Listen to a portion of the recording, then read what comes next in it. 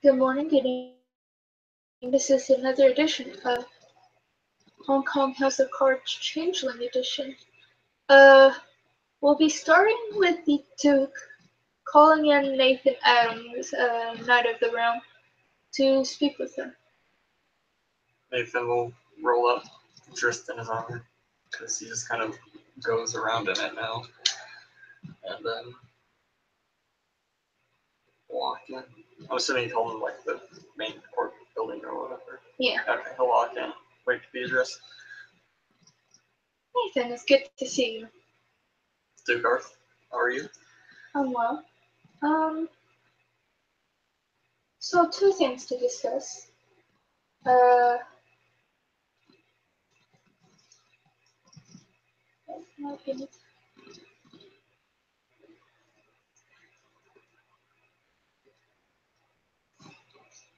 So, which one would you like to start with first? Option 1 or option 2? Is 2.5 an option? 2. Option 2. I would like you to deal with the situation surrounding Byron Morningstar. Should have gone with 1. Alright. Option 1. The challenges for you to become Baron. There are 3. Wait, I mean consider for Baron. Yes. Oh. Cool. Alright. 1. Challenge of crafting for your house. Something new, something you haven't created before, obviously. Second challenge, challenge of leadership. To prove that you are worthy of a barony. And the third challenge, we would like to see your skills in battle. Well, depending on how things go with Mr. Morningstar, I might pass one of those challenges today. I'm hoping it's the leadership one. I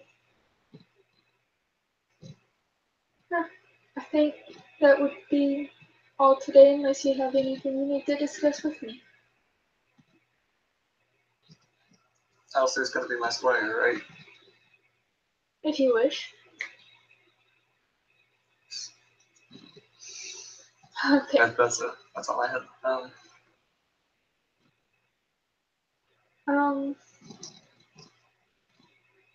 I'm assuming Mr. Morningstar is going to be at his motorcycle shop. That makes sense.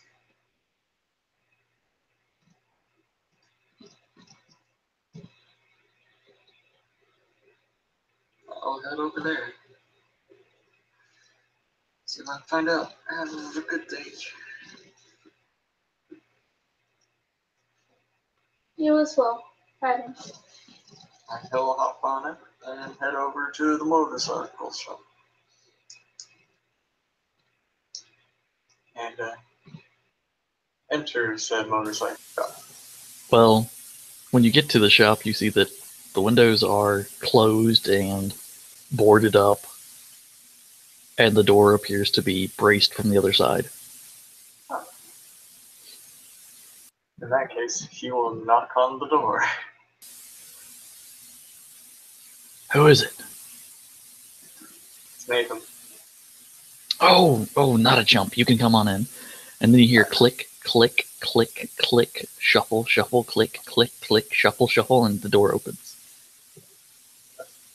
So Nathan will walk in. He is wearing what appears to be sheep plate that has been patterned over with dragon scales. Not the gold ones. Not the gold ones, like black dragon scales. Yeah, he'll just kind of walk in, look at all the motorcycles and everything. Yeah, there's a couple things I need to discuss with you. Yeah, like, why is there cold iron in this region? He's got like a map, like just on a wall that looks like he's been looking at, and he looks like he hasn't slept in days, possibly longer.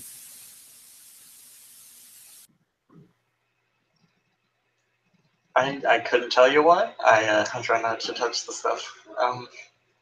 I was wondering, I was kind of hoping to get your side of events, because I know you were helping with the cell tower, but I haven't heard a whole lot of actual details. And then there's the thing with the museum. Oh, the cell phone tower. You mean the part where my soul nearly died? Yeah, that part. Yeah. My soul nearly died 4 times doing a job that someone else should have been doing. But I was that was around that could affect this. I believe the word the mage used with premium. It's like cold iron, but worse, because it even makes our magic go away. For so big of a operation, there was only like 4 of us. Like, I didn't even know what was happening. I am imagining most of them either. Well, see, that's not what I was led to believe. I was led to believe that this was something important that had to be done, but we were all that showed up. It may have been something that was known to be important, but the actual day and time that people were planning to do so may not have been known, if that makes sense. He kind of scratches his stubble that is almost into beard. Yeah, maybe. Yeah. Still doesn't explain why bloodsuckers weren't there. They're supposed to know everything that happens in cities. He'll kind of like wave a hand back and forth. They like to claim they do, but in actual practice, and if you actually talk to a few, they will admit that they can't keep track of every little thing that goes on. Well, this was very important, and I think I can find that stuff again. I know where it is. I can taste it in the air. I can taste it in my dreams, too. Actually, those aren't dreams anymore. Nightmares? Like you wouldn't believe. I dream every night of my soul being torn apart. Oh, it's more than that. Not only is your soul being torn apart in your dream, you can't stop eating the premium. And as you're eating it, it's melting away your face and your stomach and all that. Waking up, clutching my stomach and feeling it in my jaw. That got old. That got old after 4 nights. We're on the 14th night, I think. Yeah. I don't know. Time stopped having meaning. Also, apparently, the technocracy owns the police in the city, something that I wasn't made aware of.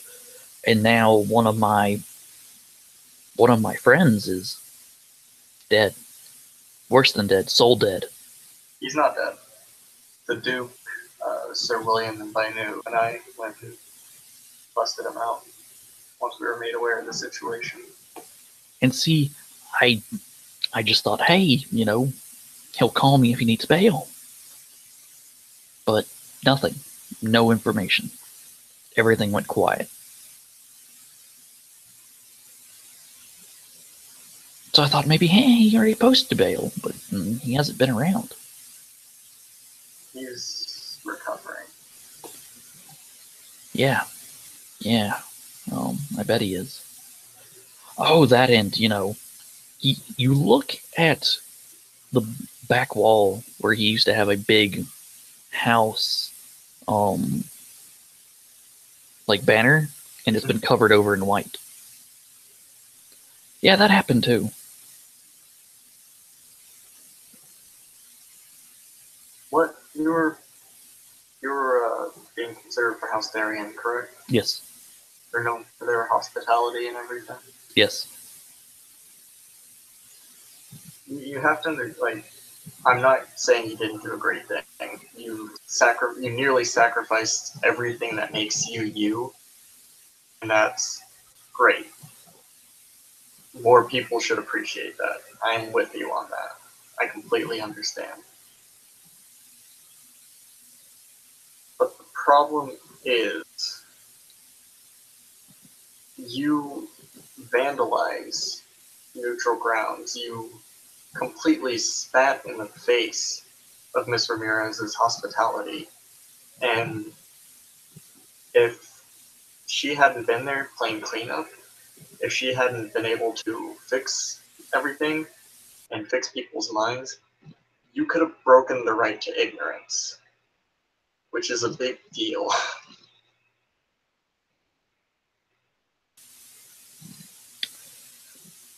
So is Soul Death, though. And as far as this area, Nathan, I want no vampires here ever. I will kill them on sight, barring a single vampire. This is your home. This is your shop. You wish. I don't know if you've been able to talk to their speaker. I'm on fairly good terms with them. I can talk with them, or I can get you in contact with them. Oh, Mr. Satoshi, he's supposed to come by after a little bit. Okay. I'm going to tell him what I'm telling you. I feel that the vampire should have been there. I feel for something that claims to have so much knowledge, someone should have been there. And they lost all right to my hospitality, and for me to expect hospitality to them. This is your home, like I said. That is well within your right, and I'm not going to challenge you on that. But those were neutral grounds. And again, right to ignorance, kind of a big thing.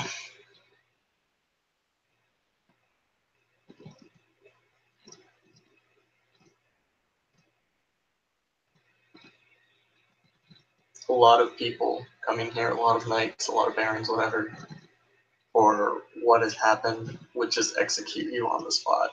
But I don't want to do that. I think you can make things right. I think you can work your way back up. It might take a little bit, but I think you can build yourself up into what you want to be. As he turns to you, I'm gaining a point of banality. Just noting this for Kim. He looks at you and his eyes hold no essence of the dreaming anymore.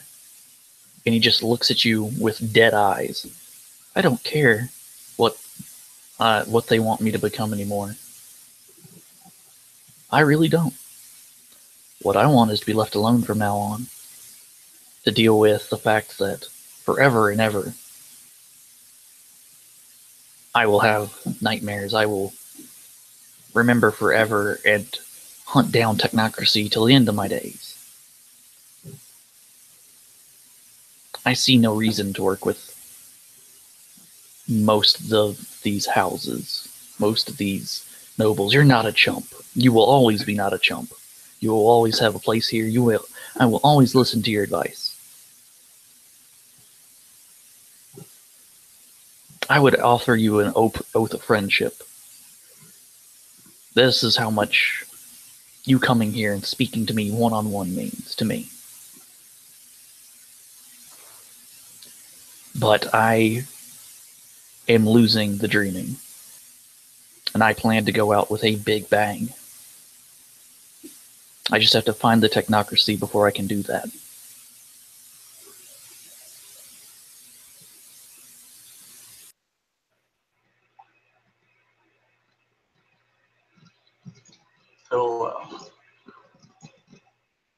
So,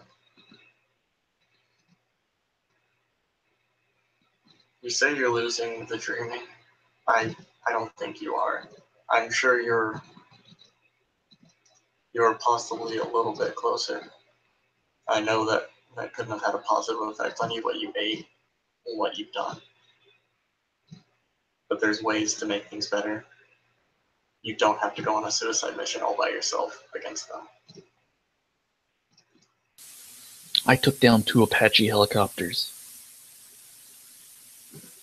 Just calling on the power of the dreaming. Now, yes, I broke the veil of the Bright of Silence and Ignorance. But I did it to save another changeling's life that should have time to learn and grow. I have one more adventure left, Nathan. I'm sorry, I missed the last little bit of that. You have one more what? Adventure. Okay.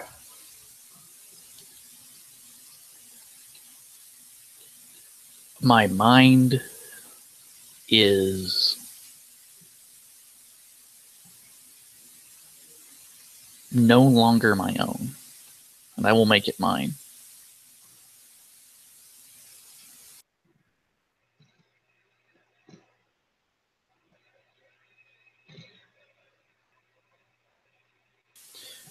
Now, if you want to go tell the Baron that I'm a loose cannon, that is your prerogative. But I will kill technocracy. Even if I must do it in the streets. If you can point me in a direction, I will most follow your orders. But I will kill them now. Out of character, while I have a moment while Tiger's thinking, I sent Kim the link since you guys said you wanted to talk to Satoshi. Oh yeah. Yeah, that's cool. We're done with that. If you want to have Satoshi pop in, like, that's fine. This seems like a perfectly dramatic point for him to show up. Yeah, where are you guys? We're at his motorcycle shop. Byron's motorcycle shop. Okay, so Satoshi is not the one to just come by unannounced because he ain't about that life. So he would have sent, oh god, what is it, Byron a text saying, that he was going to be coming by. So he would have given it time, and because Satoshi is about that life, he will show up on time, politely knocking on the door. Once again, you hear, like, clinking and chains rattling and boards moving and, you know, deadbolts turning, and it takes a bit. And then he finally opens the door. Ah, Satoshi, I don't have much to offer you in way of hospitality, but please come in. He nods his head and walks inside and says, it's good to see you, Mr. Morningstar. I understand that you needed to speak with me. Yes, about some information that will not make pleasant hearing or potentially polite hearing. He just sort of smiles. I'm assuming Nathan's in the room? Yeah, he's probably not too far into the motorcycle shop, and he'll just turn and say, "Good evening, Mr. Hiramori." Ah, Mr. Adams, wonderful to see you again.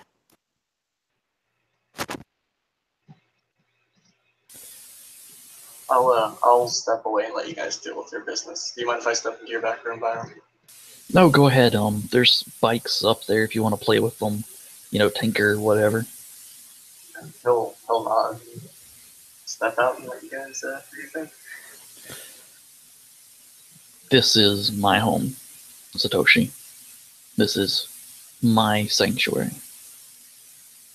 And it's come to my belief, through information that I have had, that I do not want your kin here. You are more than welcome, always to come here.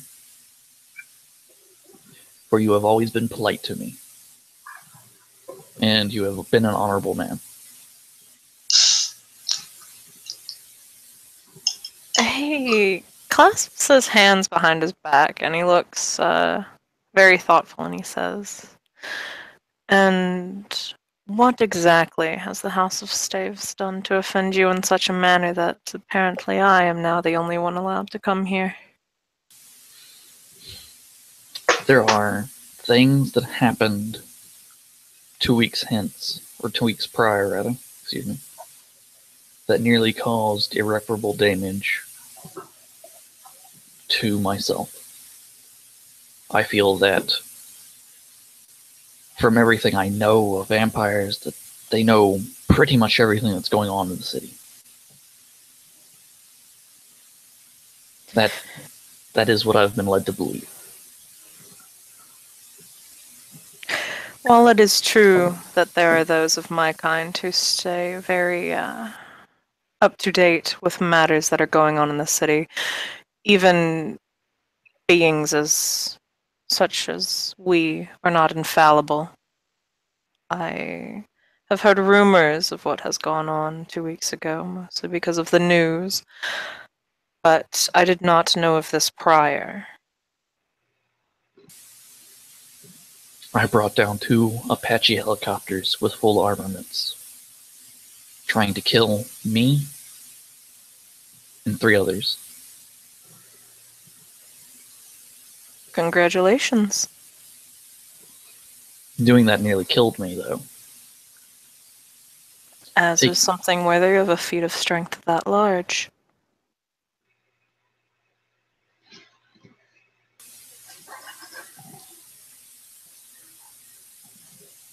I'm looking at my dots. I feel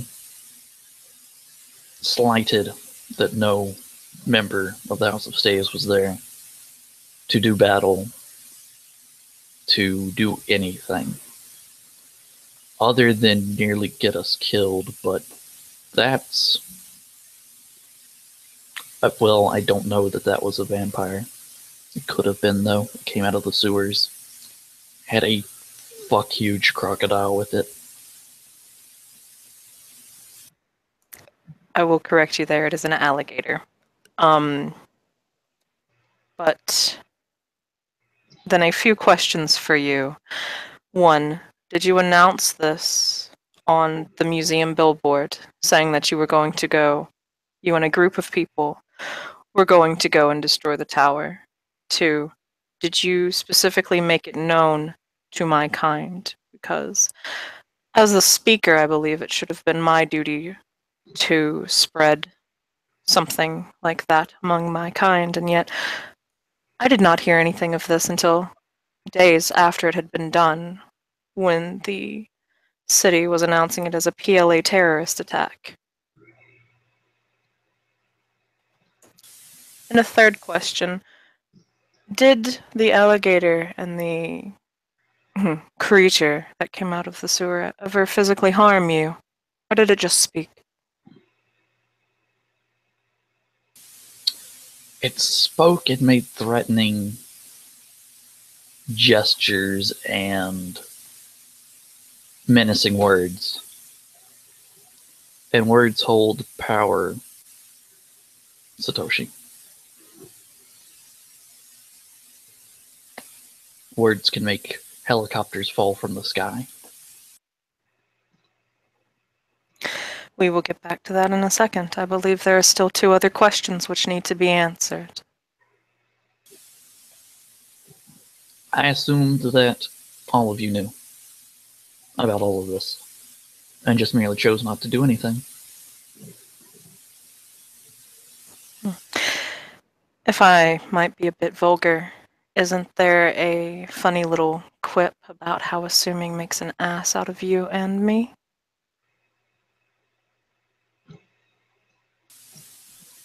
In this case, it would just be me.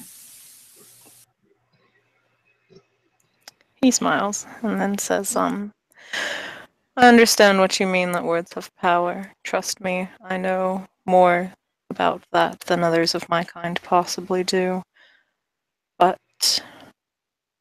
if I believe I am correct at what came out of the sewers, for the most part, consider them all bark, though they do have a very vicious bite if you piss them off that much, but there is still the accord that is in place, stopping them from doing such a thing.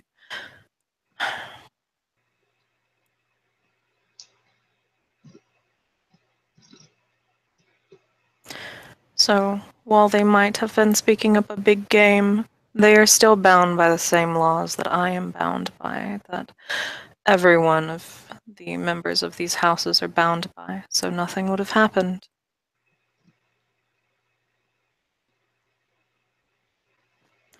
But if these words threaten you so much, I shall speak to those who I am able to see if that is ever rectified in the future.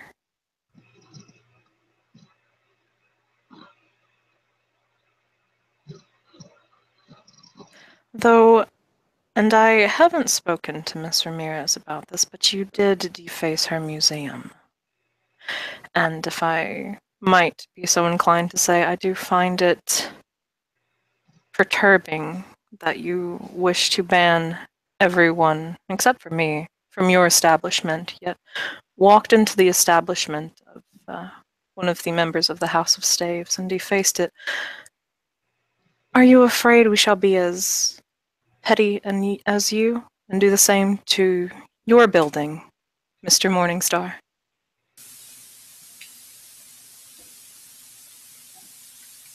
He looks like his mannerisms changing, like as you're speaking, like he outwardly is cold, almost radiating it. And he just looks at Satoshi.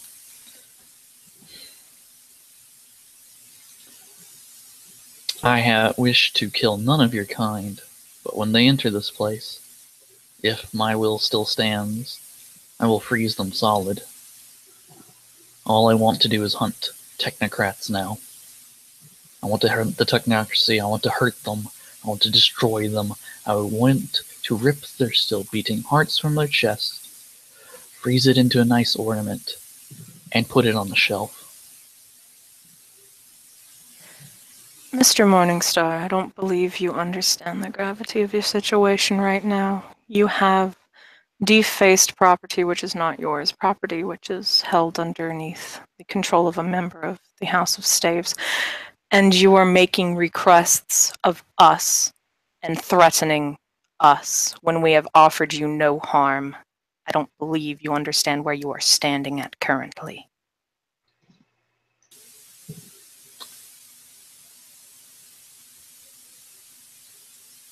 Our character, so I'll let him handle this because I didn't want you to feel like I was just like coming at you for messing with my character. No. It's completely fine.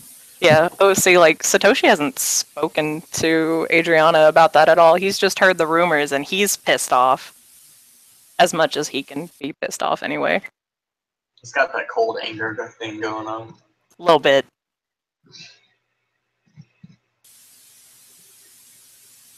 I make a request to preserve life. Or unlife, or whatever. It would be the correct verbiage. Because now, I have fear that no changeling should have to fear. I have anger filling my very being, and I have hate that will find a target. And I do not want that target to be any of your kind. But if they come in here, I will not guarantee anything. Because I feel like I'm dying in a way that you cannot, by dint of what you are, or anyone else in the city besides changelings.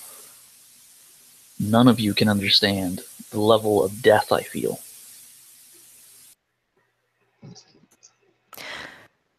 Sure.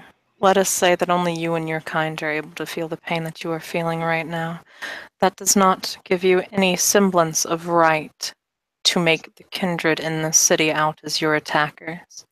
We have done nothing to offer you harm or slight, and the worst that has come to that was a conversation that you had with the creatures in the sewers.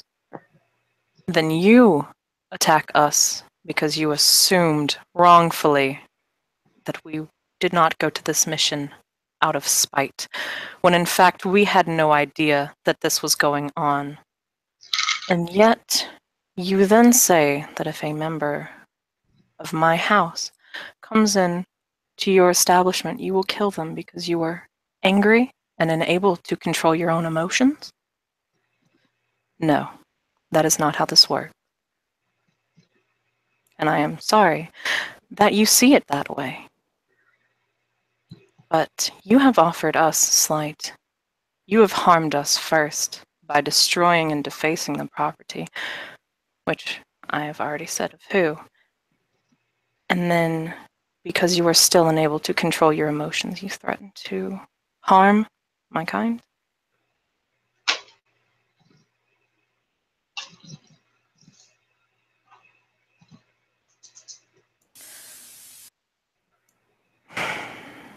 I did what no one was willing to do. Sacrifices made that would have killed most everyone else. And I how did would you that. know this? For you did not tell anyone else of this. There was no post on the billboard, as I have said. So perhaps there is someone out there in this city who would have been able to do what you did.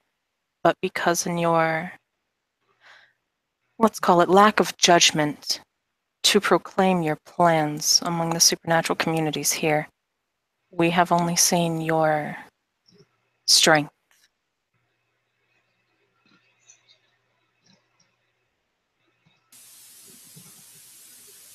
There are some 20 creatures like me. None of them were willing to do what I did. Creatures like you.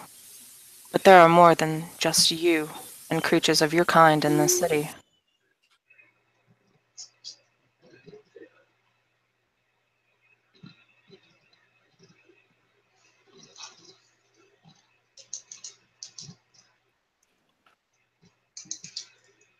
Oh. 1 second, Grog, let me look at that. Yep. Oh, what did you do? Do you know Satoshi's Banality offhand? He's probably high because he's got a very banal job, and he's a vampire, and he's a Let me just look up the chart real fast. Good idea. Yeah, he knows his hand on how much she remembers after. Dude, if Invoking Satoshi the weird all of this, is 1 point each of glamour and willpower. Then you roll your glamour against the difficulty of the area's ambient banality or the character's banality, whichever is higher. That's gonna be Satoshi's. I'm in a bike shop. It's not that banal. No, your banality Oh. or area's banality. Probably still Satoshi's. Wait, how do you enchanting people only lasts for like 24 hours, doesn't it? Yes. I am just saying this is an OOC thing, but there is going to be major backlash if the Speaker of the House of Staves goes to speak to a changeling on a friendly thing, and then he cannot remember anything for the next entire day. It's not going to look very pretty in the ways of the changelings, or at least in the way of Byron. I don't think Byron really cares at this point. Oh god, and No. Satoshi's gonna think that's a fucking attack, and this is gonna be wonderful, because then he's going to defend himself. Is there any way to show my seeming without popping the weird? Nope. Yes, there is. Yes, there is. He picks up something metal, anything, solid chunk of metal. Okay. Spins a glamour, puts it in his mouth, and just rips it apart. And then you see him swallow it. I can do, and my kind, red caps, can do something that none of you can do. We can eat things, we can chew through things, we can destroy things that you cannot. It hurts. It hurts my soul, what I did. I am being very open and honest with you in a way that I shouldn't be.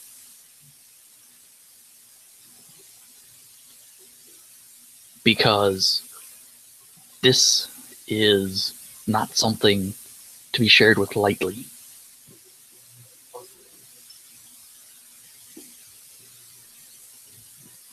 He just smiles.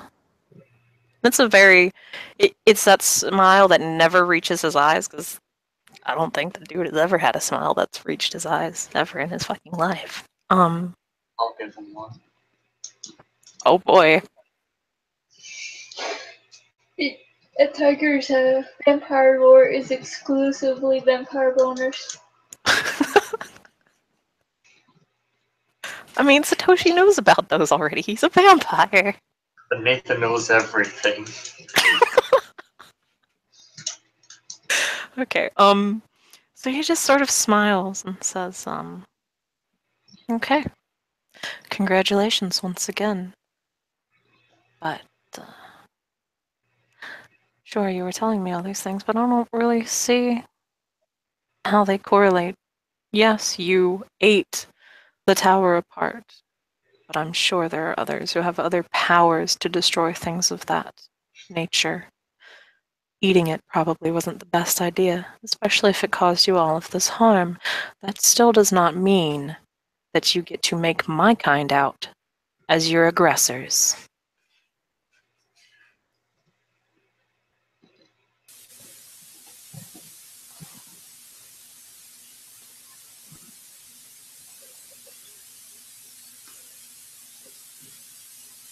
I'm not sure.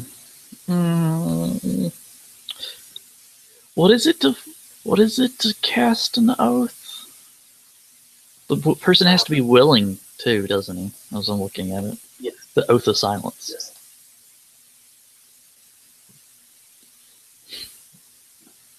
I can't tell you what that did without breaking rules that are far older than either of us. Let's just say that if you do not give me an oath that you will never repeat this, I cannot explain this in a way that you can understand. It's more than just the pain. It's more than just what happened. Something happened that night which I cannot tell you, Satoshi, because it is that big of a secret.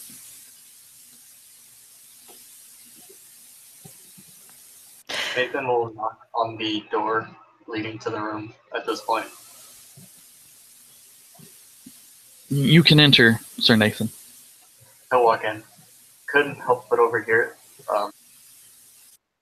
Satoshi, I understand that you do not know our ways very well, but I have a certain power over contracts that will ensure both of you live up to your end of the deal if you are willing to consider this. Mr. Nathan, in my eyes, there is no deal to be made here. I have no want to be under a contract with Mr. Morningstar here. I frankly do not care how much pain he is in because of something he did. What I care about is the damage to the museum and the threats he is throwing at my kind because of our inaction, because of his inaction to announce the plans for this mission to everyone. He will hold his hands up like a... and just kind of walk backwards back into the room.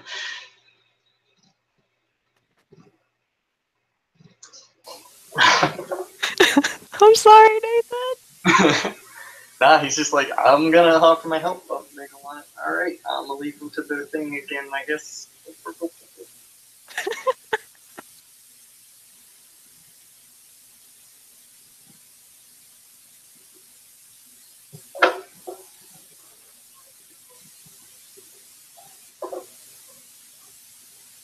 I don't know what to tell you. I fucked up. And yet, I am scared that that the next time someone walks in that room, it's going to be betrayal.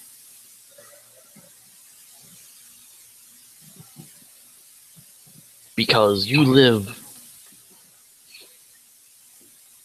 I don't know, much longer than we do. I couldn't even begin to think of how you go through so long.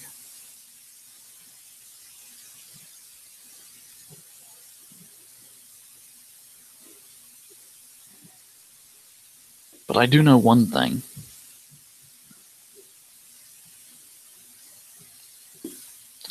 And that is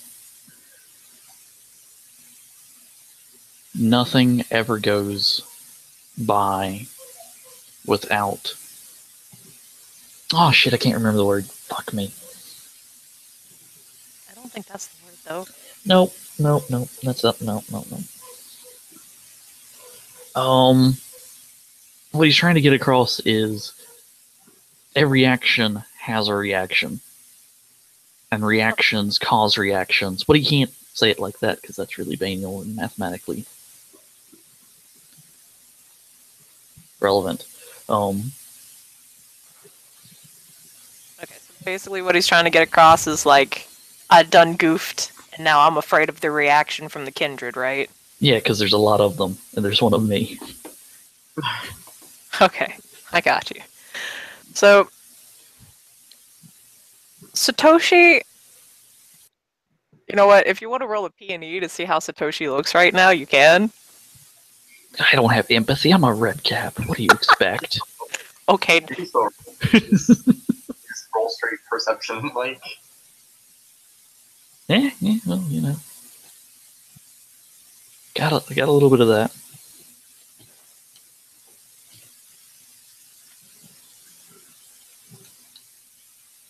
Dice room. Hong Kong. Slash roll 3d10. You don't increase the difficulty, do you? No. No, so that's 6. Hey, holy shit. Oh my goodness. Yeah, I see all the things ever. Satoshi actually looks a little amused.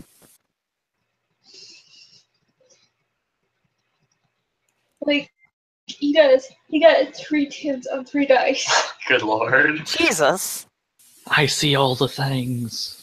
Yeah, I mean, he looks faintly amused. The rest of it is very businessman, professional kind of thing. But he looks amused. And he will say, I understand, Mr. Morningstar. And your brash action in defacing the museum as you did, you are concerned that there will be actions from us delivered unto you for what you have done. But other than Miss Ramirez, I don't believe anyone other than... Okay, actually take that back. I fucked up there. I don't know where I was going with that. Okay, back cat. Oh god, I forgot my train of thought. No. Okay. You are worried that we will seek retribution from you in the way of a betrayal. But, and if I might say, so far, the House of Staves has been very good at upholding the accords here. And frankly, I'm sure that as long as Miss Ramirez is paid for the damages, that all will be well. Then again, I don't know Miss Ramirez that well, so I cannot say. But I will not go and ask the members of my house to not come seeking retribution unless an apology is given to Miss Ramirez very politely, and if the damages are paid. And if there is anything else that she would like, then that is to be given as well. Once that is done, I will go and see what I can do to make sure that there will be no further escalation of what is going on between the kindred and you. Though there is nothing going on other than what you have done. He just looks at you with pretty dead eyes. That's not how the world works. But if you say that this will be so, then I will believe you.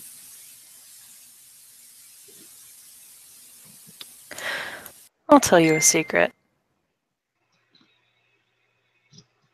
I come from a group of vampires that can be very manipulative and backstabbing and very good at things like that.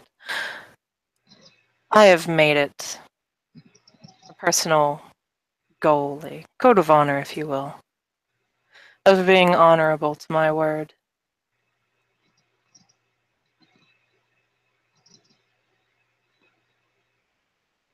So if I say I will do something, I will do it. And if you do what I have asked you to do, which is simply apologizing to Miss Ramirez, paying for the damages, and then if there is anything else that she would like in retribution for that, doing that as well, then I will see what I can do to make sure this is not escalated any further and that the incident ends as it is.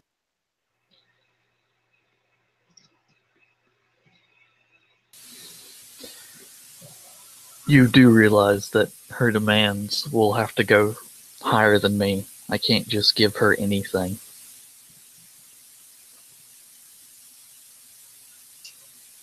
Did you have to go higher up to ask for permission to deface her museum? If the answer is no, then I do not see why you can't fix up your mess without having to go through the chain of command that you have. Because they're So salty.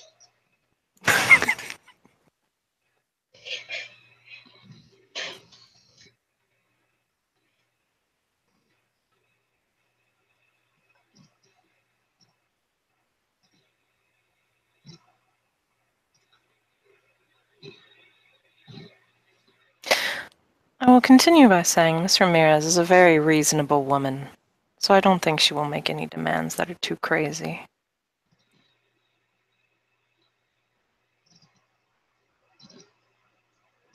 Can you hear me alright? Okay. My mic shut itself. Yeah, just a little static, but it's good.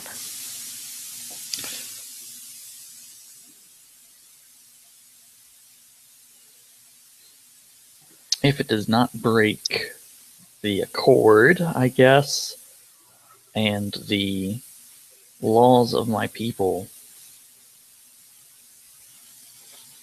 I see no reason not to acquiesce to this. Wonderful. And if, to be on the safe side, you want to be a little bit more careful, Mr. Adams can do whatever contract then that he was speaking of earlier, and that can be the terms and conditions of this contract.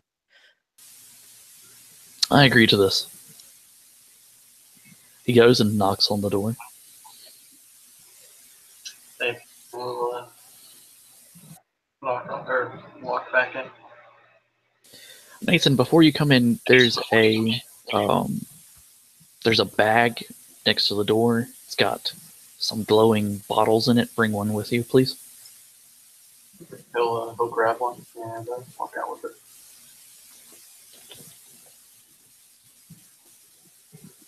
So there is a oath of secrecy, oath of silence.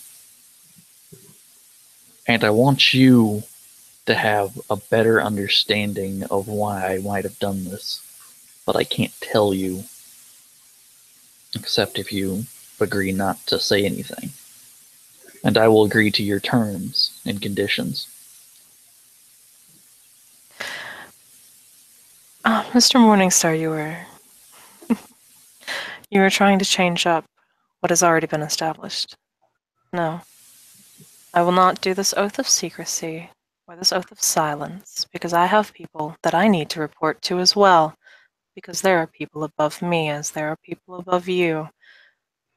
What this contract is for is the 3 requirements that I have already stated twice, and I hate to repeat myself.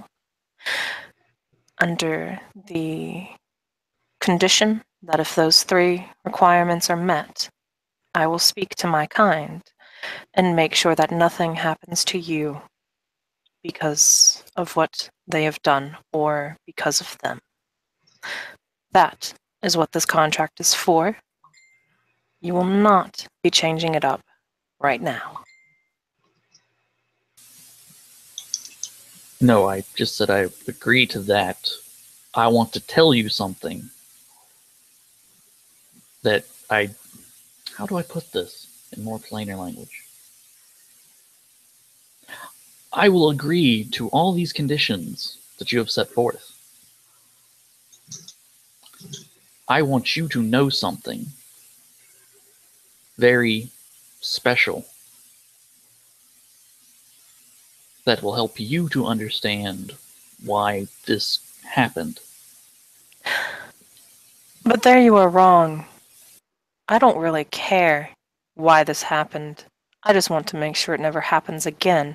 And from my point of view, this all happened because of you. So it sounds like a you problem.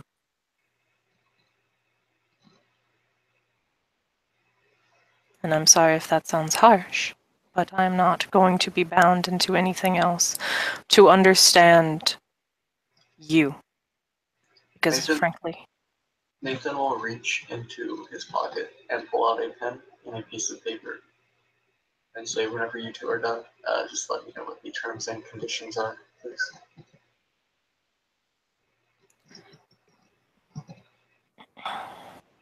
of course, Mr. Adams.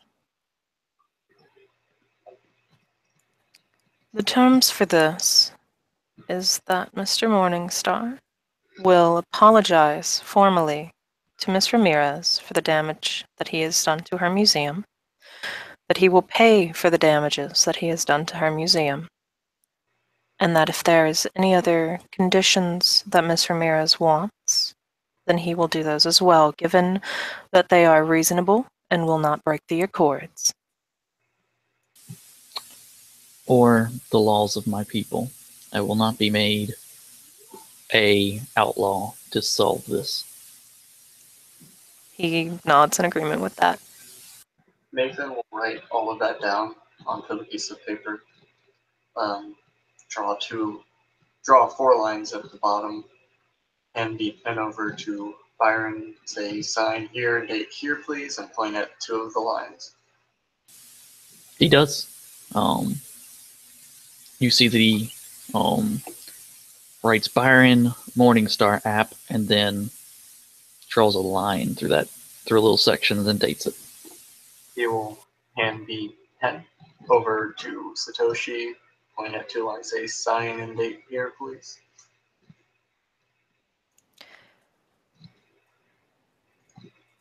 He writes, here Nori Satoshi, very, very pretty script, and dates it as well.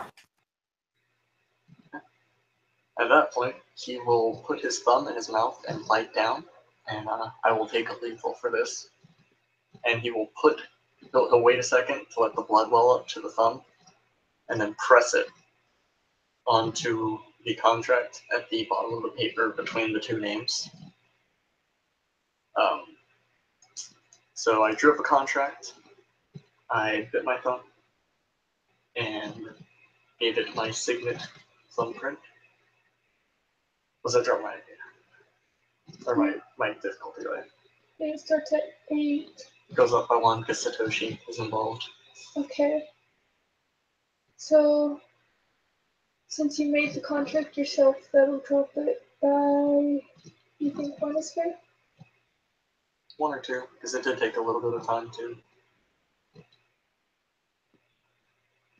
Don't forget that Byron gave you a point of draws to use if you need it. Yeah. I don't think you can use Glamour anymore to lower the difficulty though. This kind of sucks. So 2 for drawing a contract and 1 for, The blood thing? Yeah. Okay. So my diff is 6.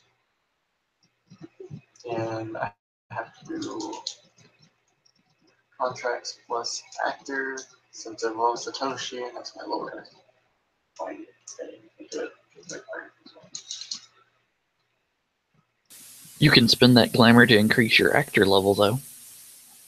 I have enough actor, and it won't increase my dice pool. So I've got actor 4, which Satoshi and Nathan have talked enough. I feel like actor 4 can cover. Dude, like actor 2 would cover it. Yeah, kinda. Alright, 2 successes. Which means the contract goes in. If either of you break the agreement, you suffer a number of automatic botches equal to the successes on the cantrip's activation roll, which the storyteller doles out at the most dramatically appropriate and poetically ironic moments. Ugh. Whenever it says botches, I'm assuming it just means ones. So Yeah. Ugh. Byron wanted you to roll much better than that. Byron really Kinda wanted you to like- roll much better. Because a 5-die botch is an amazing thing. Ugh.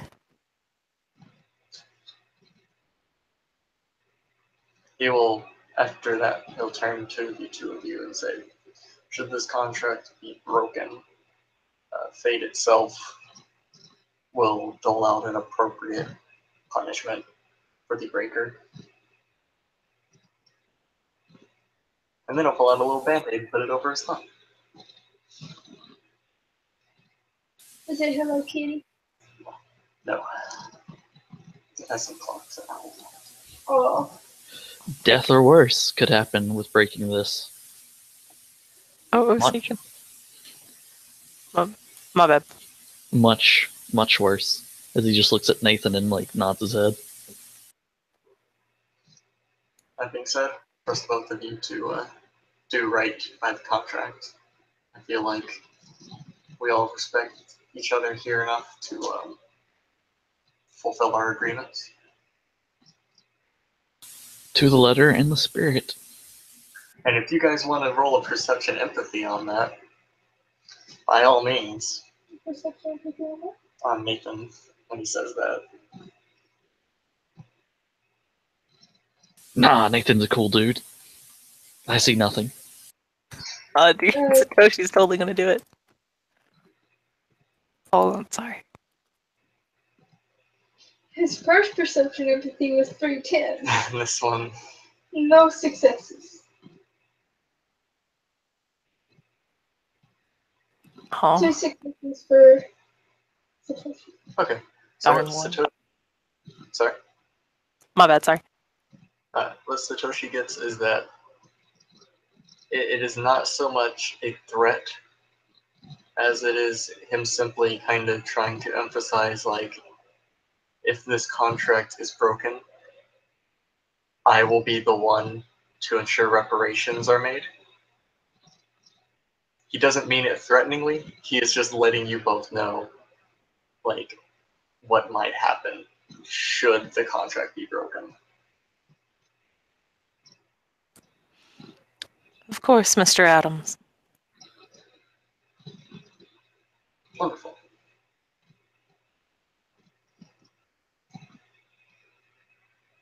And then yeah, Satoshi will text Adriana,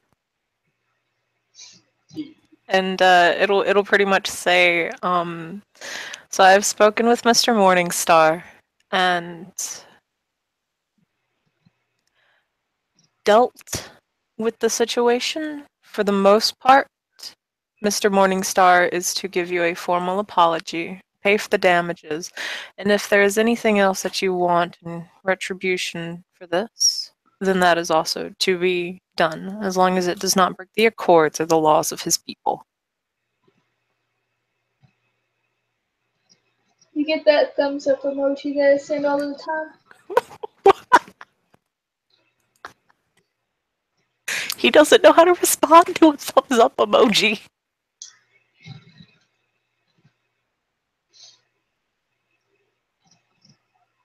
It's just a cute little thumbs up emoji. She also send thank you. And he'll reply back with, of course, miss. Why did my screen go back? What the fuck? Oh, sorry. I think my screen's dying or something. My monitor just went like entirely black. I was freaking out that my computer just died or something. Oh my god. Sorry. Satoshi will reply back with, of course, Mrs. Ramirez. I would ask that after he does these 3 things, that you do not do or hire anyone to cause Mr. Morningstar any grievances. She'll text you back. Well, it would have been enjoyable to do so. I still wouldn't have, and because we're still under the accord. Of course, Miss Ramirez.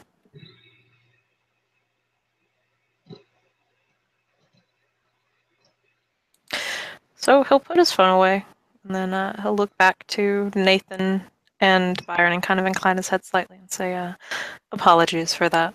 I understand it is rude. Mr. Morningstar, she is expecting you soon. She will have a formally written note and money in an envelope. From there, we can take it where she needs to go. Wonderful. And Mr. Nathan, always wonderful to see you. See, that was me fucking up. Mr. Adams, it was wonderful to see you again. You as well, Mr. Aranor.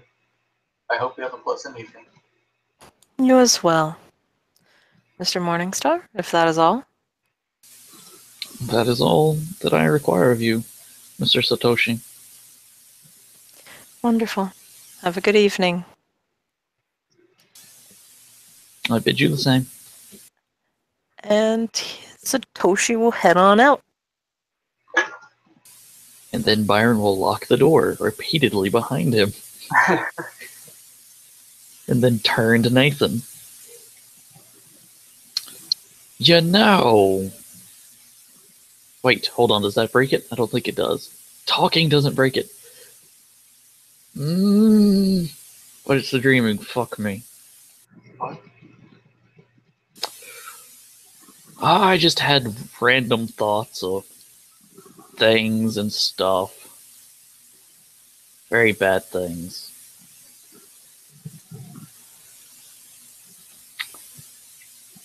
Also, do you know where I can hire a Fey lawyer?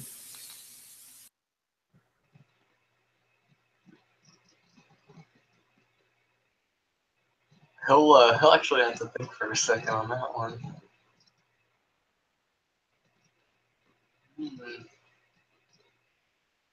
Sure, honestly. Might check around the changeling market. Out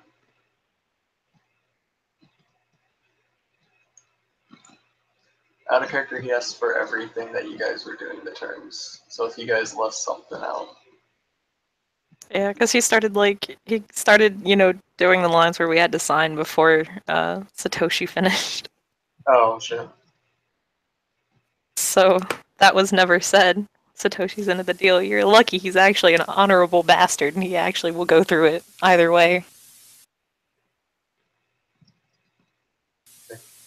Yeah, but Byron would notice that and look at Nathan like aghast. You tricked me. I asked you guys for the full details on your agreement. It's not my fault I wasn't told the full details. He just kind of blinks. Like, if I mess up, I'm perfectly willing to admit it. But this ain't on me this time. No. This is on Trixie Vampires. Bullshit. Satoshi's an honorable man. Whatever he agreed to do, I'm sure he will hold up to it. And I did say, well, you might have missed it. I tried to imply very heavily that whatever was agreed to, if it is not followed, I will be dealing with it. So why don't you tell me what he agreed to that I missed? Rock's brain just like lost it. Hold on. He agreed that should I do all of these things and do them in a way that does not break the Accord or our laws, that no further actions would be taken upon me, in blunt terms.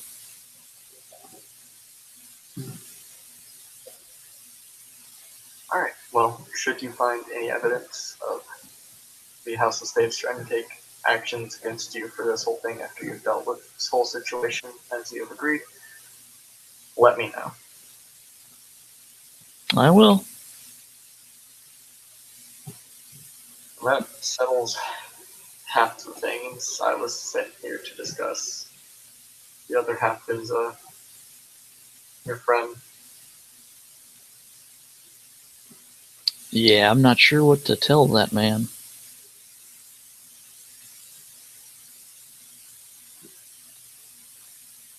That was one of the biggest fuck-ups ever. That's probably a good start, honestly.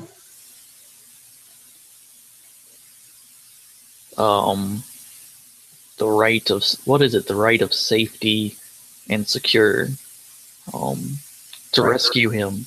Yeah. That was pretty big. What's that punishment gonna be? Well, as I mentioned earlier, that's one of those things that if you fail to enact them, most people would just execute you on the spot. But I don't like that. I don't want to do that. If I may offer an alternative, there is an oath amongst our people, the oath of guardianship. For the rest of his days, you will protect him if you choose to go this route. Oh gee, protect my friend, or be executed. You really got my arm twisted behind my back. I would try to find a third option before the execution, personally.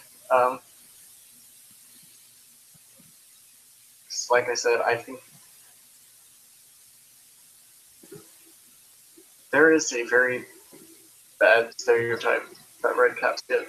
You guys get a pretty raw deal, and I know something about raw deals. I'm a knocker. People think I'm just a profanity-laden asshole, like grumpy jackass all the time. But I think you can prove everyone else wrong, if that makes sense. You know, all I have to do is be polite and I prove them wrong. You're not wrong. You know, I don't have to. That bar is very low. But you get what I'm trying to say, right? Yeah, but I'm not sure that I want to prove. See, this is a catch-22, Nathan. Cause you know, I've kind of been kicked out of the house I was trying to get into, and now, you know, fighting for commoners' rights seems so much cooler. I mean, your friend is also a commoner, isn't he? Oh, see, I don't even know. Kim just nodded yes. Okay, then yes. Putting your life on the line to defend him from whatever may attack him during his recovery and past, that goes a long way. And going back, trying to make up for the mistakes you've made, that shows a good sense of character that I think would fit very well in House Darien. And if you can do this, I will try my best to put in a good word to the Baron and see if we can get you back in there. Like, his mouth gives that Redcap smile that's not a smile because it's just all teeth. Like, all just fangy teeth, kind of like a snake would have. You know, you're doing a lot. And, there's something in it for you. I just haven't figured it out yet. Not that I'm ungrateful or anything, but the world doesn't work this way.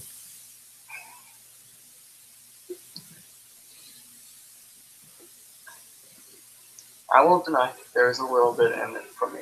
I've been given 3 challenges by the Duke, and if I can complete them, I'll be granted my own barony. Hey, I was planning on doing this regardless. you'll be Duke, not a chump. Baron, not a chump, but yeah. Yeah, Duke, Baron, not a chump, brother. Though the second title's the better of the two. Yeah. Like I said, I was planning on doing something like this. I've just been trying to figure out a good time to do it. In this scene, since I'm being kicked out in the ass to go do it, I figured now is the perfect time. Well, you know, this'll get you a barony. I won't be executed. It's a win-win situation. That, and I don't have to turn the city into a giant ice cube. It's great. Yeah, I think a lot of people have some very strong opinions on that last one. Details. I would kill the technocracy. You're not wrong. By the way, when you get a chance, you tell the Duke that I can find where they make that cold iron, that special cold iron. I can find where they're using it. I can sniff it out. I know I can look and point towards it. I can take you to the court. I'll, of course, call the Duke ahead of time and let him know what's up. But You just see his like gray granite skin go white. You didn't know rock could change color? No, that's okay. You know, most nobles kind of, kill us or drive us from their place, and yeah, no. I'm gonna I'll deal with you, and you're a good noble. But no. The chance to meet the Redcap Baron. there is a baron of your people. He's a little baron. Redcaps don't like anyone. They. I was mostly suggesting it because that's where your friend is recovering. Oh, well, then I'm gonna have to go there. Yeah. Like I said, I'm gonna call the Duke ahead of time and let him know what's up so that you aren't, like, on site. Yeah, because if I survive the first blow, chances are bad things are gonna happen. Yeah. So, And we really don't want those kind of bad things. yeah, I'd like things to stay peaceful if at all possible. So are you okay with that? Are you okay with going to court, talking with your friend? I've got to go get my friend. I've got to make sure that the cook is well and get him back on his feet so that we can start making our own, that's Redcap politics. And I can't believe I just said that word, those two things in the same sentence. But between me and you, Redcaps have our own kind of thing. And I'm trying to create a new gang to push out the other gang. Gotcha. That's as big as our politics get, though. Okay. Let me go ahead and make a call real quick. And you will call up Arth. Mm. I have talked to. He has agreed to pay recompense to Miss Ramirez, the House of Staves, give a formal apology, and do what she deems necessary to make up for the slight. Mr. Hiranori was also involved. I have enforced this through my knowledge of contracts. If either of them should go back on the agreement, I'll be dealing with it. Mr. Morningstar, after I have suggested it, wishes to see the red cap that we rescued in order to try and make amends for that as well. Well, his friend is currently under the care. I gotta pull up her sheet.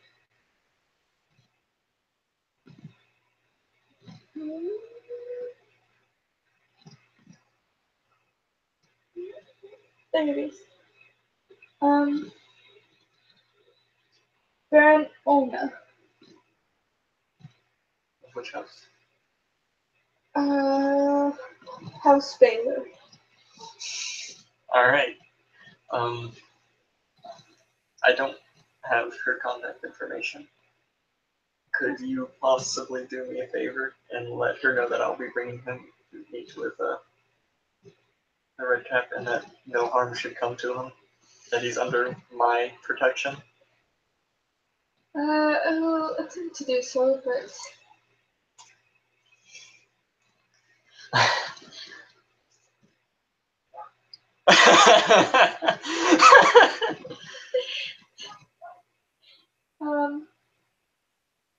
shall attempt to do so.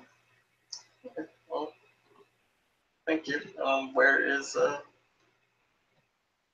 Where exactly is she being, or exactly is she holding the other thing? The person, you mean? Yeah, sorry. She is the mask she wears Gotcha.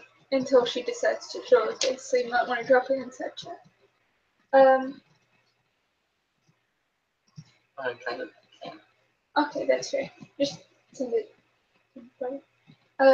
He'll give you where she'll be. I could just do it. I don't know why. Yeah. I'll give you the location. And his words are gonna be, please be careful. She's a terrifying woman. Alright. I could look at the sheet. She's Red Cat. Oh, okay, gotcha. Red Cat Baylor. Got you, okay. Alright. You will, say thank you, Duke. I'm gonna do the thing then. Have a pleasant evening.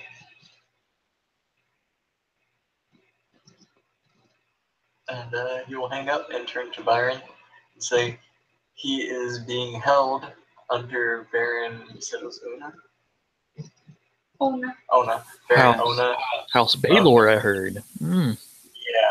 Yeah, so we both plan to get out of there alive.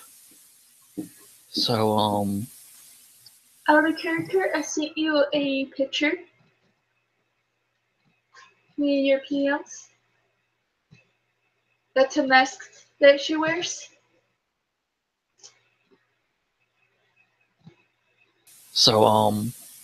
I don't know if you know much about Baylor, but, because I think you're a Sealy kind of fan. Yeah, I'm not. I have a rough idea. Yeah, okay.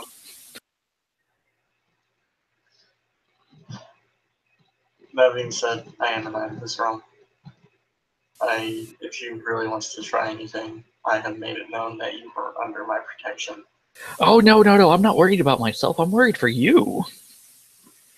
See, I'm on Sealy and Redcap. I have a much better chance of leaving alive.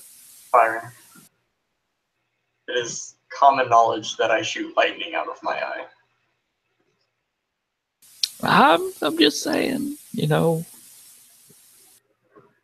And also that I'm a very, very good shot. Well, this'll be fun, educational, and please don't crap your pants when you see the people hanging from hooks and on the walls and ceilings. I've seen worse, I promise you. Okay, that's... Alright. I guess we'll head on over to Lady Ona's. No. Byron knows things and gets a whole bag of dross. Like 10 points of dross. That's a good idea. presents are great. When you present Yeah. them to Unseelie, they tend to not bitch at you as much. And after that, I guess we drive over there. There's no other preparations Byron needs to make. It's a beautiful estate. It's very clean. It's very, very unexpected of what you would see from a Unseelie Redcap Baylor. All right. Is there a gate? Yes. Nathan will stop at the gate. Before you even try to buzz in, it'll open for you. He's just kind of gonna look at Byron and drive in slowly. Byron, on his part, doesn't look at all scared of House Baylor, and kind of looks at all these beautiful things and going, where's the screaming people? I see no ravaging. I see no people on the walls. This is more creepy. That flower, this is more creepy. Alright, so we drive in. Do either of you have any knowledge based on plants?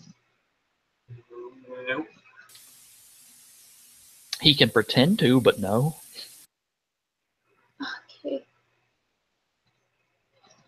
All you guys would notice, all of these plants are very beautiful and very well maintained. Yeah,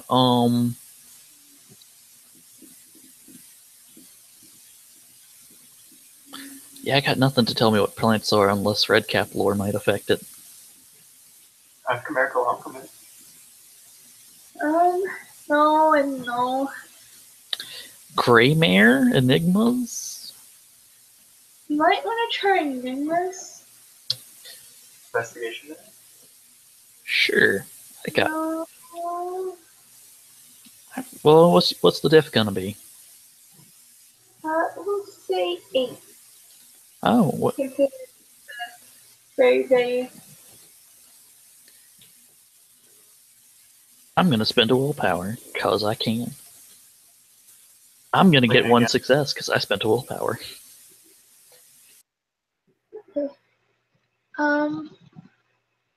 So what Byron is going to get, some of these plants,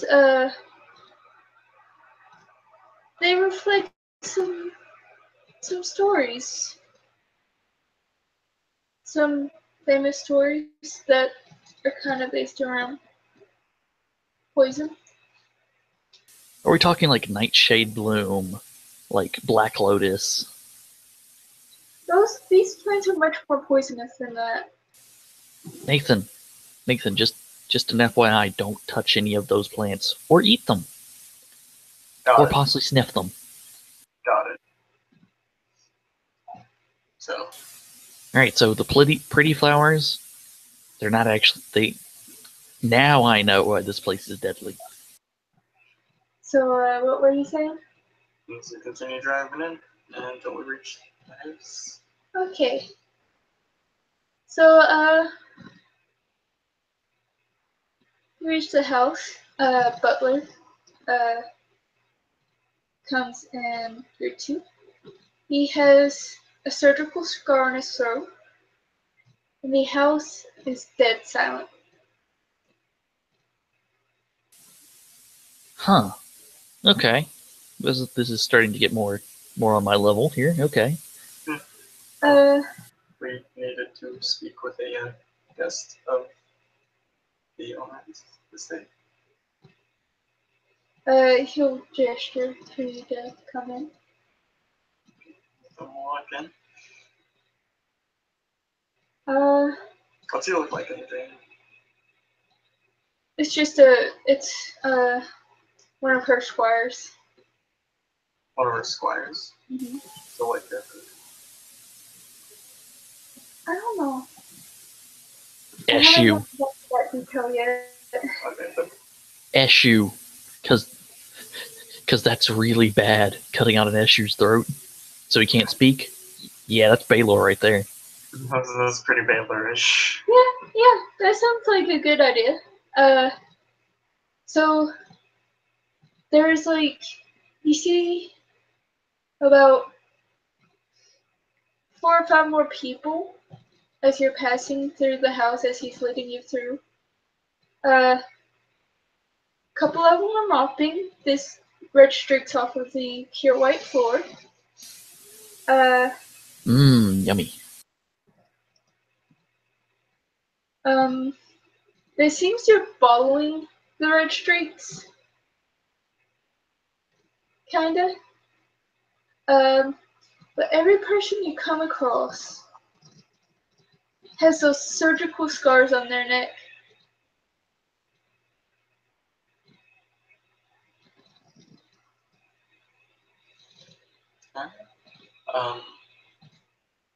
Nathan's just kind of looking around, just trying to see where the Baron is. You'll see her soon enough. Okay.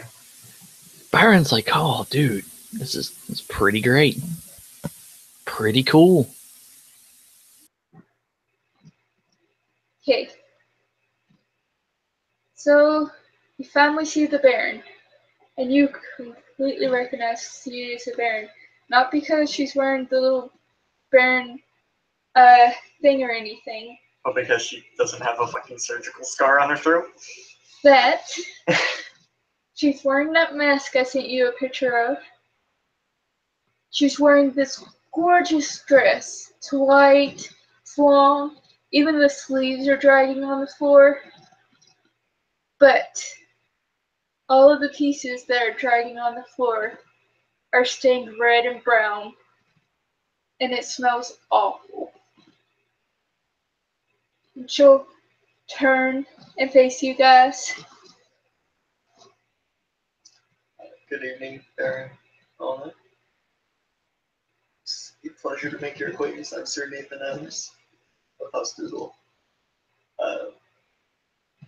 Mr. Ingstar here wishes to speak to someone who I understand is under your care. And she'll gesture for you to follow her without saying anything and dismissing the squire at the same time. Alright, got to follow, I guess. I should probably roll willpower. Oh, Duke states. oh yeah.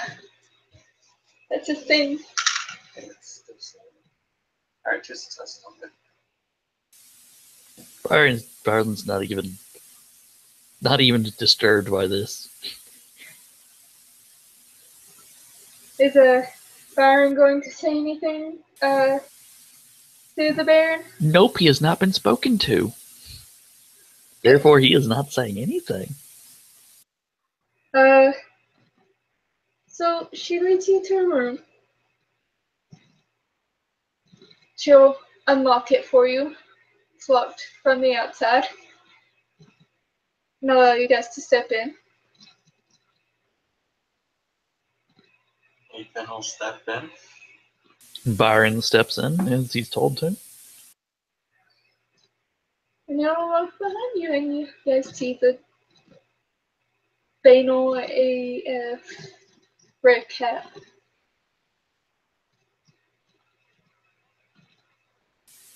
Oi, cook! What you doing being a slug-a-bed?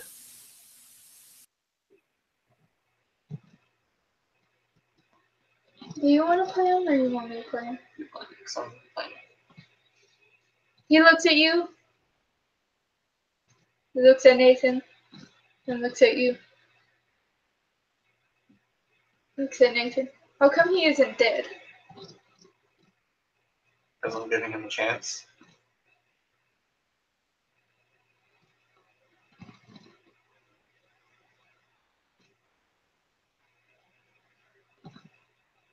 I'm gonna ignore him.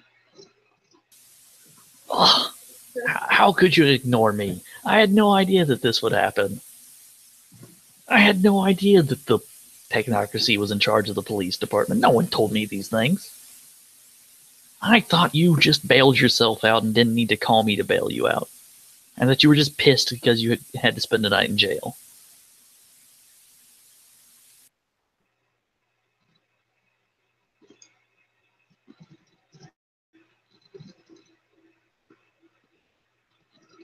He's completely ignoring you and giving you the silent treatment.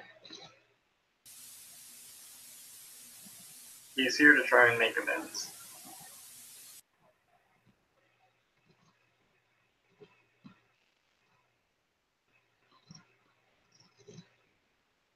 Are you gonna break me out? Break you out. You guys would have noticed the Baron locked the door behind you guys. Oh,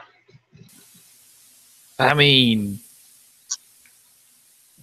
we're not in the dreaming, so I guess we could try, but I don't know what it looks like on the other side. Do you?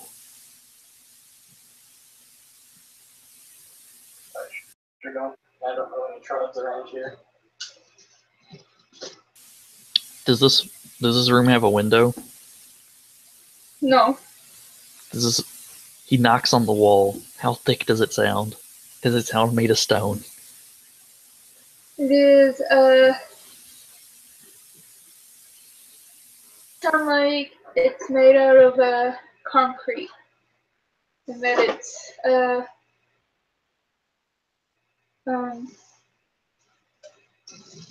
about 6 inches thick, if that's what I think. You know, if I break you out of here, she's gonna try to kill me. Because the only way we can get you out of here is if I chew a hole through that wall. She'll notice. I wouldn't suggest that. I've tried that. Oh. What's wrong with that? Is there something in the wall? She likes to keep a very orderly house, he'll say in a very monotone voice. That sounds very banal. I mean, I could create a distraction, give you guys time to slip out and take my car, I'll be alright. You guys realize she's probably listening to this, right? Oh yeah, probably. Oh yeah. Byron doesn't care though. He knows exactly that she's outside. I mean, she hasn't tried to eat any piece of you yet, right? She ate my foot because I tried to run away. It's a little bit of a problem. Hey Nathan, I'm gonna make a distraction. How big do you think a distraction should be? House like this. Quiet. I don't know. Go nuts. Cause we could make a distraction, but I'm pretty sure that if she's listening, she doesn't want a Winter Wonderland. And you're probably not wrong. I can't imagine she would like a, I don't know, dragon coming down and destroying this place either. Or, you know, trying to capture a knight who is acting under a duke that she is serving or anything. Yeah, probably. I mean, we even came bearing gifts. We did. I'd hate to have to use that type of gift to power something big, something the size of her pretty estate big. So, you hear the door unlock, and in a very sing-song voice, all you had to do was ask. She'll tilt her head. All you had to do was not lock the door, with all due respect, Baron.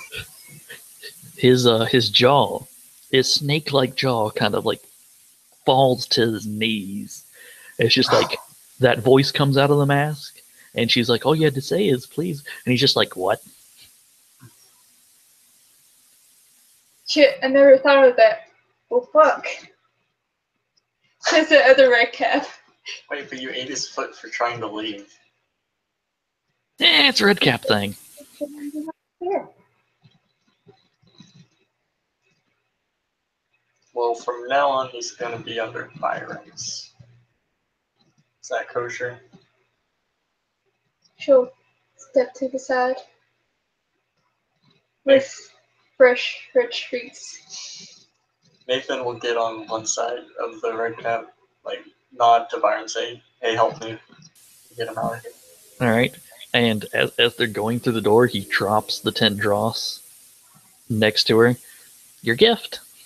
And then doesn't even bat an eyelash, like, as they're walking away. And she'll say to Byron in the sing-song voice again, "Let me know if you want to become a squire under me." Depends on if I get to keep my voice box. You're met with silence. See, can't have nice things like voice boxes. So I'm sure you'll earn it back at some point, and we'll kind of look at the Baron for her reaction to that. She's still wearing the mask, but it's still complete silence. Okay, well, let's get out of here. Thank you for your hospitality, Baron Ona. I am sure that it was much appreciated. I hope you have a pleasant evening doing whatever it is you're doing here. I don't want to ask too many questions. It is your business. She'll do a slight head tilt as an acknowledgement. Okay. You know, you said that you'd like give me a good word. I'd rather have a good voice box though. You're not wrong.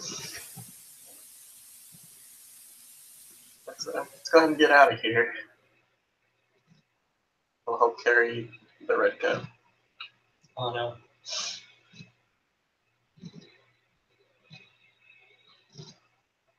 Oh, I just realized something. For dramatic, he's just making toes now in part of it. Still though.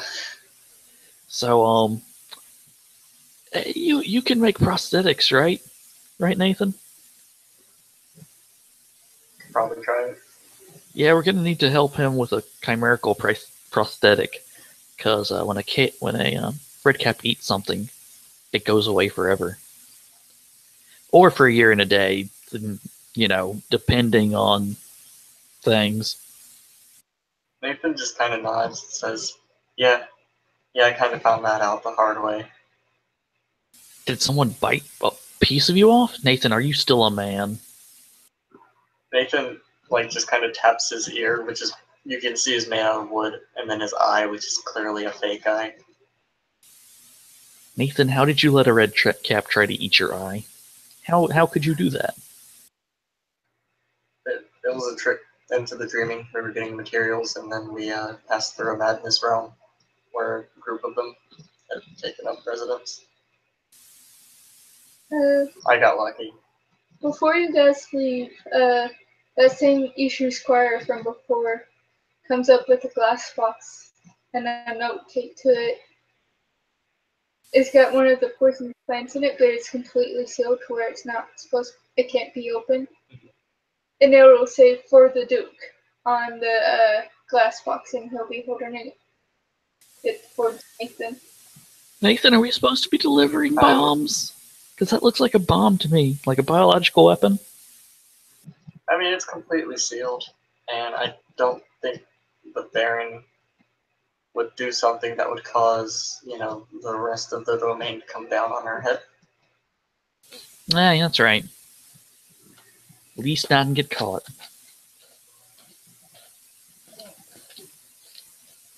Because getting caught is for suckers. Exactly. And he'll take the box very gingerly.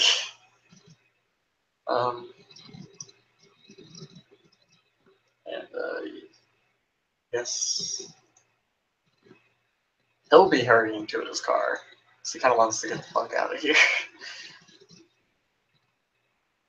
Byron has to hurry because he's helping. But he's like, oh, all these plants are so deadly. But I want my voice box.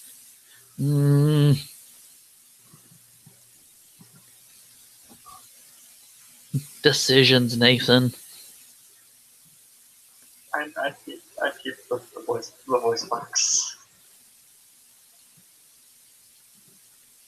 I guess you're right. Oh, see, because it'd be hard to play a character that couldn't talk.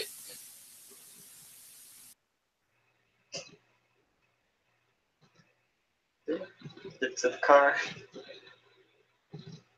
Place the last box. We'll hand it to the. He'll hand it to Byron. Because he thinks Byron will take care of it while he's driving. Byron does not eat the thing, or do anything other than keeping the box safe.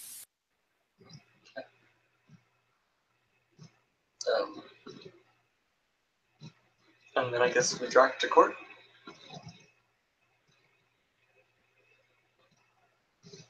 Nathan will call ahead and say, I'm bringing Byron and the red cap.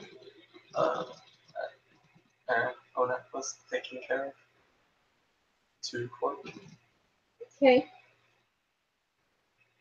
That works. Well, since you've discussed it with me, Byron will be fine.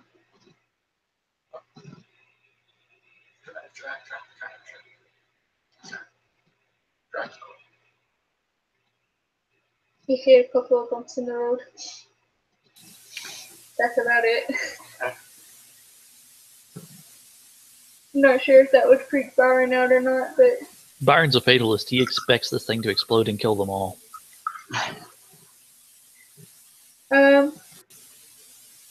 so he'll maybe read it. For some reason, the lady that runs the Best Inn is also the lady that runs the court. Okay. So I'll say, oh, hey, Nathan. Hi. We needed to speak to Duke Arthur if he is available. Oh, yeah, he's inside. Okay. Walk on. And,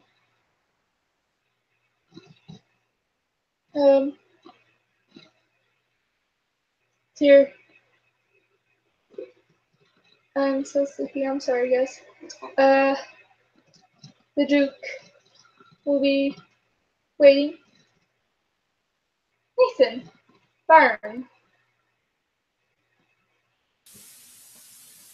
Good afternoon, Duke. Baron Ona sends her regards, and he will just kind of gesture to the glass box. Oh, yes, she tends to do that. Yeah, and also take her squires throw voice boxes too. Not just the squires. So Nathan, that just means that I have to go, instead of being a squire, jump right to knight, and I could keep my voice box.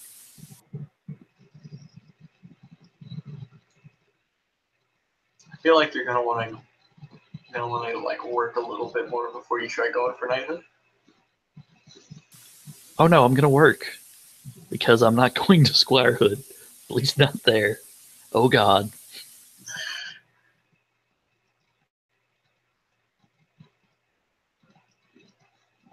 She sends me these quite often.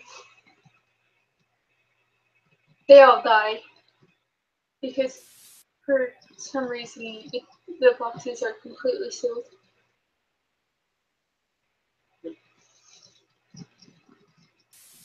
Kim, Hmm. I tap it. Does it sound like glass or does it sound like ice? Like stasis, like Winter 5. It's a glass. Okay. Nobody knows what her arts are.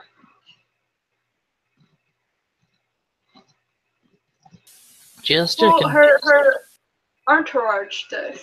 Her entourage knows what her arts are, but they're all mute. So.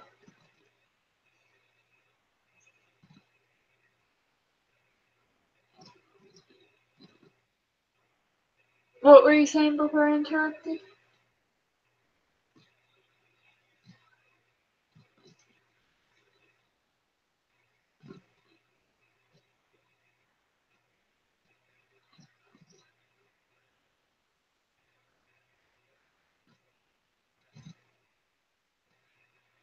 So,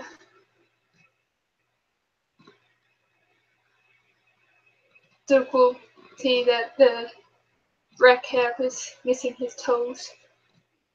Squish, squish, squish.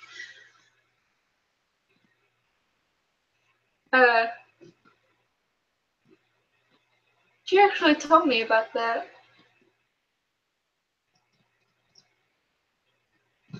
Trampled on her flower or something?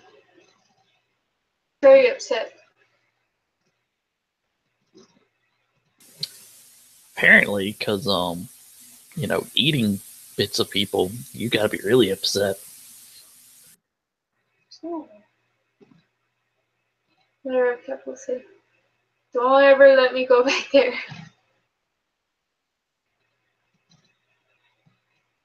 You know, Cookie, I'm not planning on ever letting you going back there. And I only half-heartedly think I would ever do it. Mostly because I like speaking.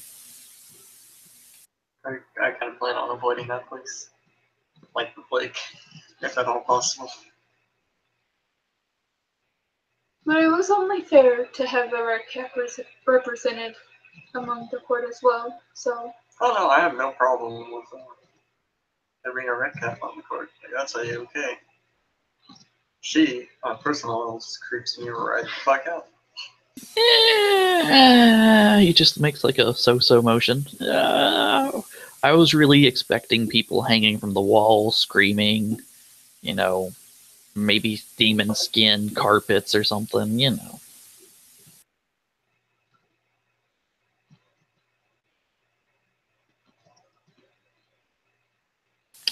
Just hope that you don't become one of those people. Oh. And it's like not a threat from the Duke. It's just like genuine, please be careful advice. Yeah, I have no empathy, but that's pretty. I received that loud and clear. So, this is Cookie. I'm gonna be guarding him for eternity, apparently. Is he like does like shifty eyes? Oh yes, the oath of guardianship. That seems appropriate. Yep, for eternity. He just kind of gives a nod. His eyes kind of glaze over for all eternity. At least he's a good cook. Are you familiar with the oath? Walk me through it again. Nathan is going to read the side chat, right? Yeah. Okay. Nathan is going to recite the oath that I am putting on the side chat. I wish I was a troll. I'd have had +3 strength at +3 health levels at this point. Your max is out at 2, sadly. Does it? The way that it reads, though.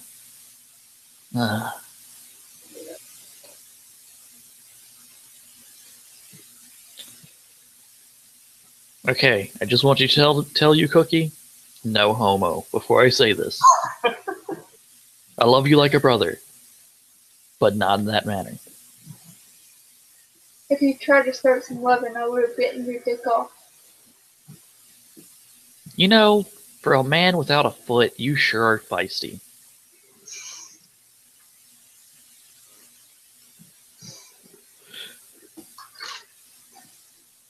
So, spend a point of willpower, spend a point of my personal glamour.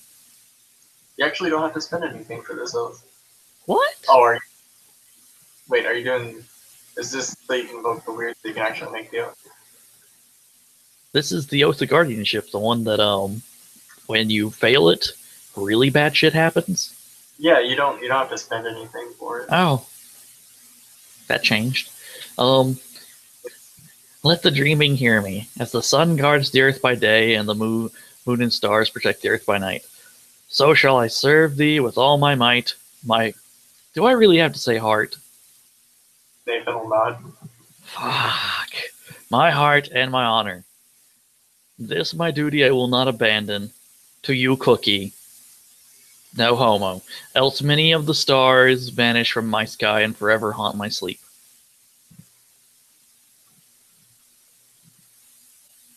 We're not gonna hug this out, man. We're just not.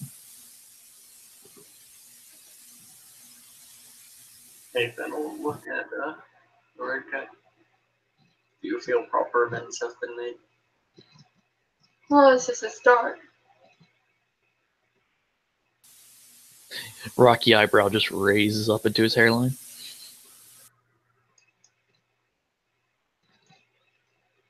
Out of character, he's at like banality 8. Oh, Jesus. Yeah, he's not feeling too great. Oh, Jesus. Cookie, you poor schmuck.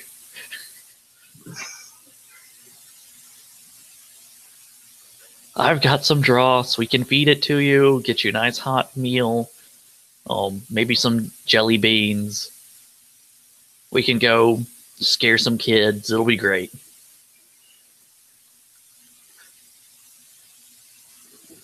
We promise not to eat the kids, too. He'll look grumpy at that, not eating the kid's part. But no, we can totally go freak out a whole bunch of people. It'll be fine. It's a good thing you didn't see her face.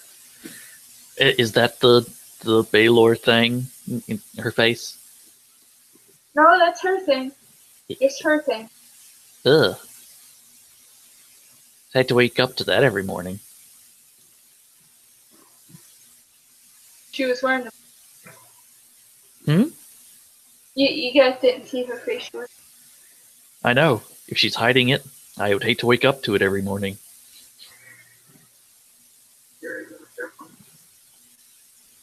Something tells me I shouldn't be saying these things, that she might be still listening. That's enough of a statement to make Nathan want to roll perception canning to make sure.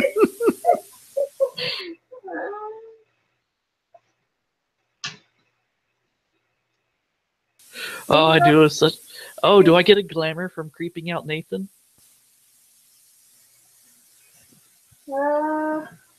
That is my my kiss thing.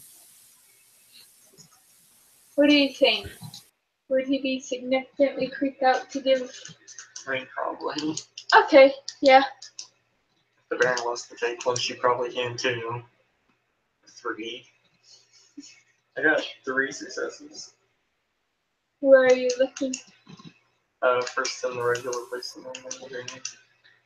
It's No. perception and kenning, it's basically awareness. She's not in the gray world. I'm trying to decide if I want her to be in the Okay, dream. I don't have Bard's tongue as a flaw, but you know, I'm just saying that would fit. Because there couldn't be worse things than getting married to her. No, wow. Let me see. What do you think? Nah, she won't.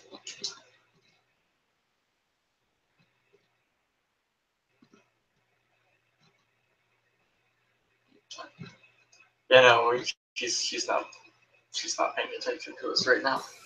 Good. But remember that, Nathan, that for now bit.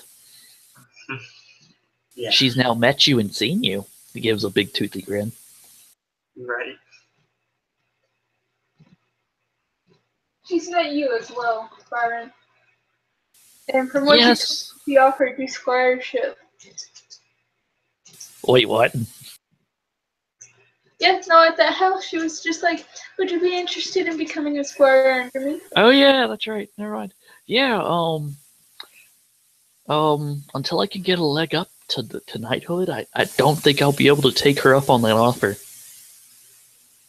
I just feel that there'll be something that'll keep me from doing anything if I can't talk.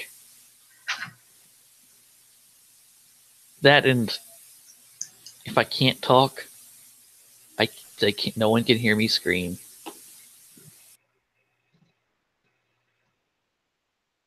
It's a valid point.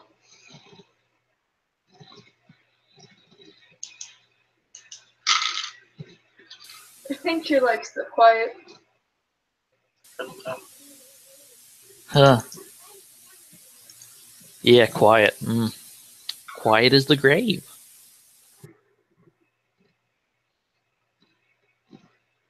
Anyways, will there be anything else you men will be needing from me? I don't think I have anything of you, Duke. I have to go talk to a certain vampire and hope that, she doesn't request, favors of me of the intimate kind, because, just saying, I'm not into the cold. As he gives like a creepy grin. Knowing Adriana, I don't think you have to worry about that.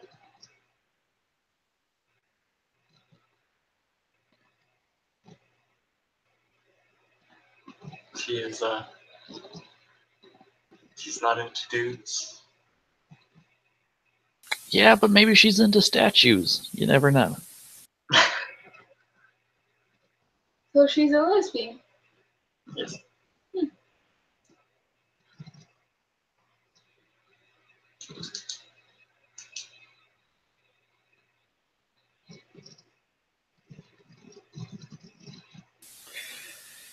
Well then, Nathan, it's great seeing you.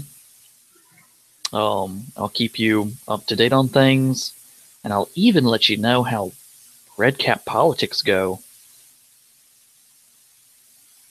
Because remember, you have the greatest title of them all. Not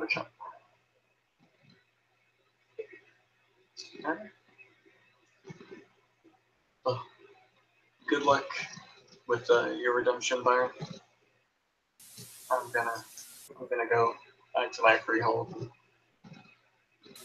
chill out for a while. I suggest, checking the freehold out too. Make sure that nothing's watching you. I feel like she knows better than that. Yeah, freehold laws are like even environmental freehold laws are like you don't fuck with somebody's freehold. That's that. Yeah. No Yeah, matter but- what the title. Yeah, but it doesn't take much to freak people out. You could just sit there watching through their window. I feel like at that point, Nathan would have gotten a text from the other residents of the freehold. Some weird chick in a mess looking into the window. Like, what the fuck? No, it'd be more like shit, Nathan. You're gonna get murdered. Nathan, don't come home. They're gonna steal your kidneys. And then cook them and eat them in a pie. And make you watch.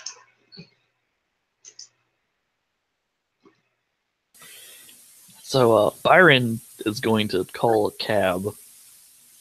So, how do I get in contact with this person again? Or do I just leave money and a note at the museum that I can't go to? Since with the since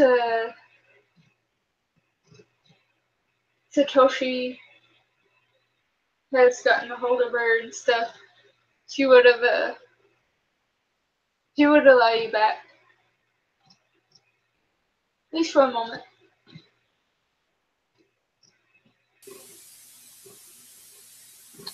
Byron kind of holds his head for a second. Oh God. Oh, bad songs. Just filling my head. This can only go one way. There'll be boy band music and everything.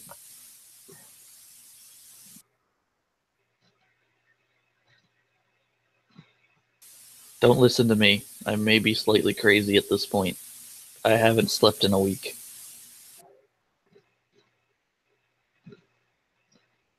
So cool. I would say, if not for your actions at the museum, you would have been promoted directly to knighthood. Yeah, well, Redcap's gotta eat what a Redcap's gotta eat. Yeah. So, I guess. Is there anything else? Just let me know when you want to find technocrats. I'll take you right to their front door. Come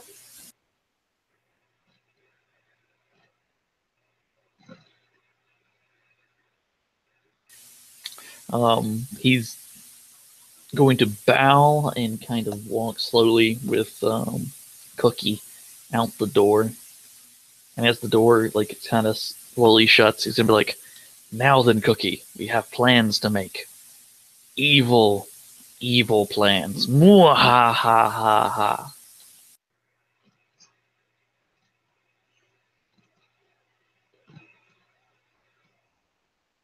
So are you gonna swing by the museum, or are we gonna save that for a different scene? That's up to you two. I mean, I'm pretty much out at this point, so Nathan's going home, so it's really up to you, I guess. I'm getting sleepy. That's fine. We can do it at some point soon. My sleep schedule's all screwed up, so we'll see when you're next off or when your schedule changes or something. Or when we can catch each other. This is true too. Thank you, players, for playing. Thank you, watchers, for watching. This lasted a lot longer than I was expecting it to. And I hope you have a nice night.